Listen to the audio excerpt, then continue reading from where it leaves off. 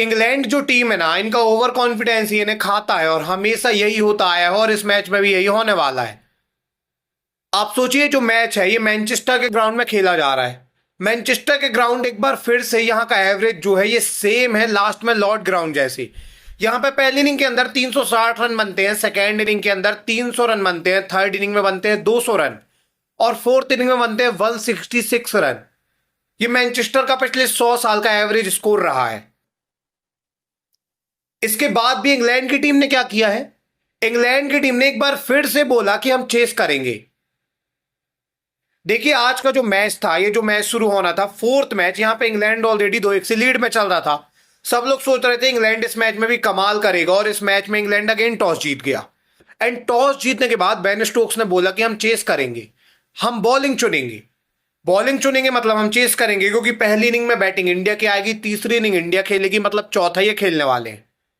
अब ये चेस करने को चूज तो कर लिए हैं, लेकिन इस ग्राउंड में जो लास्ट इनिंग का एवरेज स्कोर है वो 166 का है। मतलब ये बहुत ओवर कॉन्फिडेंट है, क्योंकि लास्ट इनिंग में इनको अगर 300 का भी चेस मिला तो यहां चेस नहीं होने वाला है स्कोर। फिर भी इन्होंने ये चूज किया। और क्यों किया? क्योंकि इन्हें लगता है कि हम चेस कर लेंगे, क्योंकि अभी जब से बैट बॉल ये खेल रहे हैं ये 250 रन से ज्यादा का स्कोर 6 बार चेस कर चुके हैं, तो इनको लग रहा है हम कर लेंगे। अब ये मैं क्यों कह रहा हूं कि ओवर कॉन्फिडेंस है, क्योंकि पहले मैच में इन्होंने ऐसा कहा था कि हम चेस करेंगे और इन्होंने चेस भी किया। हेडिंगले कार्नेगी का वो मैच आपको याद होगा, जहां पे आते हैं 369 रन चेस करते हैं, लास्ट दिन 351 ये बनाते हैं और जीत जाते हैं। ठीक है, वहां पे चेस कर लेते हैं, क्योंकि हेडिंगले कार्नेगी का लास्ट डे का जो एवरेज स्कोर था 200 था और इन्होंने वहां चेस किया। वहां भी ओवर कॉन्फिडेंट कहे जा रहे थे, लेकिन इन्होंने अपने आप को साबित किया। बट सेकेंड मैच जो बिर्मिंघम के अंदर था, वहां पे इन्होंने एक बार फिर से चेस चुना और जब चेस आया 608 रन का, तो वहां पे ये लोग खत्म हो गए। वहां पे पूरा ओवर कॉन्फिडेंस बेन स्टोक्स का निकल गया। बेन स्टोक्स को लगा यार मैंने क्यों ही चुन ली बॉलिंग, मैंने क्यों ही बोला कि हम चेस करेंगे। चेस के चक्कर से हम ऐसा फंसे हैं कि अभी हम मैच हार गए, वो भी इतने बुरे तरीके से 336 रन से। अगर हम बैटिंग चुनते तो हम मैच 8 विकेट से हारते ना, 10 विकेट से हारते। 336 रन तो बहुत बड़ी हार हो गई। तो इन्होंने ये समझदारी दिखाई और तीसरा मैच जो लॉर्ड में खेला गया, यहां पे इन्होंने टॉस जीत के क्या चुना, यहां पे इन्होंने टॉस जीत के चुना बैटिंग, और बैटिंग करने के बाद ये जीत भी गए। अगर यहां पे भी ये जोश में आते बॉलिंग चुनते तो लास्ट इनिंग के अंदर 193 का चेस इंडिया को नहीं मिलता, इनको मिलता, और फिर ये भी 193 नहीं बना पाते, क्योंकि लॉर्ड का लास्ट डे का फोर्थ इनिंग का जो एवरेज स्कोर है वो 157 था। 157 का स्कोर जब एवरेज ही है तो अब 193 तो बहुत एक्सेप्शनल कंडीशन में बनाओगे, ऐसे तो बना नहीं दोगे।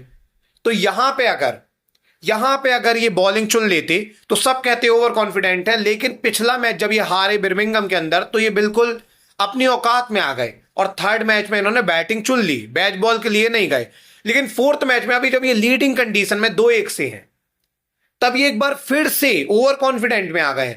इन्होंने टॉस जीत के क्या चुना, टॉस जीत के इन्होंने बॉलिंग चुनी और फिर वही रिजल्ट आए जो आने थे।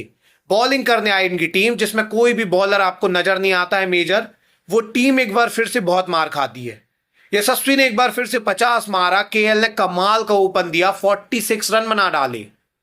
साई सुदर्शन भी अपनी मैडन 50 मार देते हैं इस मैच के अंदर। और साई बस नहीं, अभी तो ऋषभ पंत भी 50 मारेंगे और जडेजा भी मारेंगे।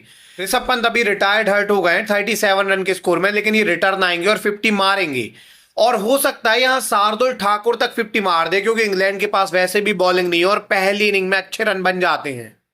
तो भाई अभी इंडिया बहुत अच्छी स्थिति में आ गई है। 4 विकेट के नुकसान में इंडिया ने काफी बढ़िया स्कोर बना दिया और इंडिया अगर पहली इनिंग में 400 भी बना जाती है तो ये तो तय हो जाएगा कि इंडिया आने वाली फोर्थ इनिंग में इनको कम से कम 250 का तो टारगेट देगी ही देगी।